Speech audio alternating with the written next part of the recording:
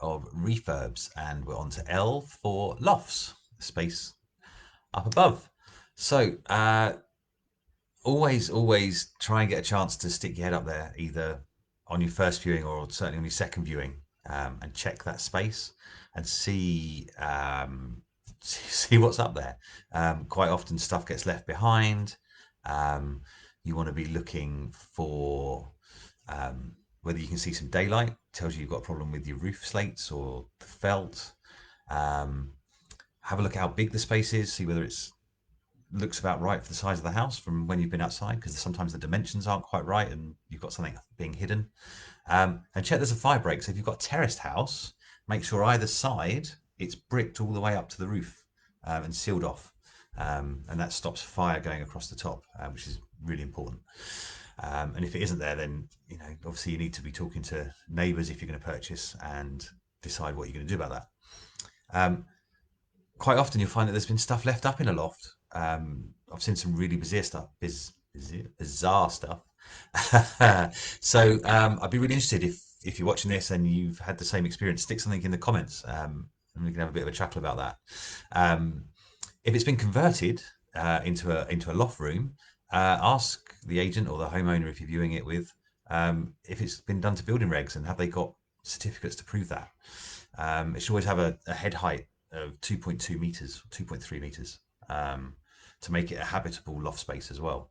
So that's really important. If that's not up there and you're buying it as a rental, can you get to the loft insulation? Because the EPC assessor will need to be able to see that and check the depth of what your loft insulation is. So a standard roll is about 100. We used to be about 150 mil. Now they're 200, 250, 270.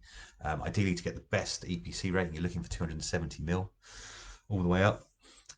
If it's been boarded over, ask yourself a couple of questions. So, have the boards been laid straight onto your beams, onto your roof joists, or have they been raised up on special loft feet?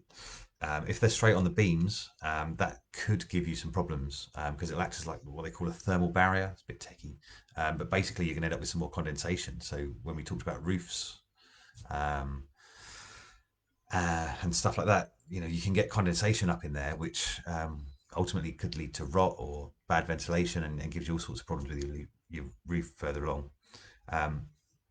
And actually, if you've got boards and it's suppressed your loft insulation down and compacted it, it's not going to be as energy efficient as it was, and it's not going to save you the energy waste that goes up through your roof. So hopefully that's been helpful. If you do buy it and you buy a property and you're using it as a rental, don't board it. It's too tempting for stuff to be put up there, and it affects your EPC rating, as I've just said. And lock it. So get a couple of Haspen staples up on the loft hatch. Get a couple of combination padlocks that you can let the letting agent know. So if someone does need to get into it, or you need to get a builder up in there, they can get in and out. You haven't got to go finding keys and stuff. But it will deter the temptation to go and stick some stuff up there and store it, which is a fire hazard and insurance and things like that. So if this has been helpful, share it with someone who might benefit from it. And if you've found some crazy stuff up in a loft, stick it in some comments and give us all a chuckle. Cheers.